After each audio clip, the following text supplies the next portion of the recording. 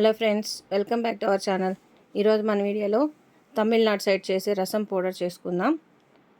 దానికోసం stove on చేసి pan పెట్టుకొని అందులో అరకప్పు ధనియాలు వేసుకుంటున్నాను. ఈ ధనియాలని మీడియం ఫ్లేమ్ మీద కొంచెం రంగు మారే వరకు వేయించుకోవాలి. నూనె అసలు వేయకూడదండి. మొత్తం అన్ని ఇంగ్రీడియంట్స్ కూడా డ్రై ఫ్రైనే చేస్తున్నాను. ధనియాలు వేగిపోయాయి.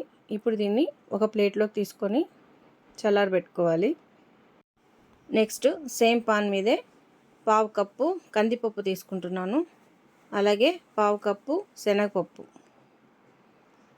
ఆ రెండింటిని కూడా రంగు మారే వరకు వేయించుకోవాలి. దీన్ని కొంచెం లో టు మీడియం ఫ్లేమ్ మీద వేయించుకోవాలి. మీడియం ఫ్లేమ్ మీద పెడితే ఫాస్ట్గా మాడిపోతాయి. కాబట్టి లో టు మీడియం ఫ్లేమ్ మీద ఇలా కొంచెం రంగు మారే వరకు వేయించుకొని ఈ ధనియాలు వేసాం కదా, అదే ప్లేట్లోకి వీటిని కూడా వేసుకోవాలి. పప్పు వేగడానికి కొంచెం టైం పడుతుంది. ఈ పప్పు మందంగా ఉంటుంది కాబట్టి మనం లో టు మీడియం ఫ్లేమ్లో ఫ్రై చేసుకుంటున్నాం. ఇప్పుడు మళ్ళీ ఒక 10 ఎండుమిరపకాయలు తీసుకొని వీటిని కూడా ఒక 2 నిమిషాల పాటు వేయించుకొని అది లో ఫ్లేమ్ మీద. తర్వాత దీనిలో కొంచెం కరివేపాకు కూడా యాడ్ చేసుకుంటున్నాను. ఈ కరివేపాకు అది మీ ఇష్టము. నేనైతే కొంచెంగా యాడ్ చేస్తున్నాను. మీకు ఎక్కువ ఇష్టం అయితే ఎక్కువగా కూడా యాడ్ చేసుకోవచ్చు. కరివేపాకు ఆరోగ్యానికి కూడా మంచిదే కాబట్టి అది మీ ఇష్టం. ఇప్పుడు వాటిని కూడా సేమ్ ప్లేట్లోకి తీసుకుంటున్నాను. ఇప్పుడు నెక్స్ట్ మిరియాలు వేసుకుంటున్నాను. మిరియాలు పావు కప్పు తీసుకున్నాను. ఇవి ఒక 3 నిమిషాల పాటు ఫ్రై చేసి తర్వాత ఒక పావు కప్పు జీలకర్ర కూడా అందులోకి వేసుకోవాలి. అందులో కొంచెం మెంతులు, అంటే ఒక అర టీ స్పూన్ పడుతుంది. మీకు మెంతులు ఇష్టం లేకపోతే అవాయిడ్ చేయొచ్చు, కానీ మెంతుల వల్ల మంచి టేస్ట్ వస్తుంది. ఇవి కూడా కొంచెం రంగు మారే వరకు ఫ్రై చేసుకోవాలి. చూడండి, రంగు మారిపోయింది. ఇవి వేగడానికి ఎక్కువ టైం పట్టదు. వీటిని కూడా తీసుకొని ఆ ప్లేట్లోనే వేసేసుకుంటున్నాను.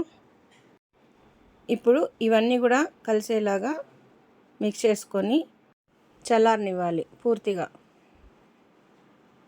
చూడండి, చల్లారిపోయింది. చూడండి, పట్టుకొని నలిపితే నలిగిపోతుంది. కరివేపాకు కూడా బాగా వేగిపోయింది. ఇప్పుడు వాటిని మిక్సీ జార్లోకి తీసుకొని ఫైన్ పౌడర్గా గ్రైండ్ చేసుకోవాలి. చూడండి, ఈ విధంగా. ఇప్పుడు ఇందులో 1 టేబుల్ స్పూన్ పసుపు, 1/2 టేబుల్ స్పూన్ ఇంగువ వేసుకొని ఒకసారి మిక్స్ చేసుకొని మళ్ళీ గ్రైండ్ చేసుకోవాలి. గ్రైండ్ చేసుకోవడం వల్ల ఏమవుతుందంటే అక్కడ ఎక్కువ తక్కువ అనేది లేకుండా నీట్గా మిక్స్ అయిపోతుంది. సో చూడండి, రసం పొడి రెడీ అయిపోయింది.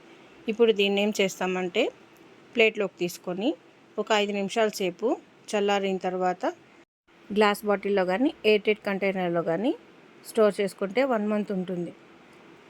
ఈ రసం పొడితో రసం ఎలా చేయాలో రేపటి వీడియోలో చూపిస్తానండి. ఈ వీడియో మీకు నచ్చినట్లయితే లైక్ చేయండి, షేర్ చేయండి, సబ్స్క్రైబ్ చేసుకోండి. Thanks for watching.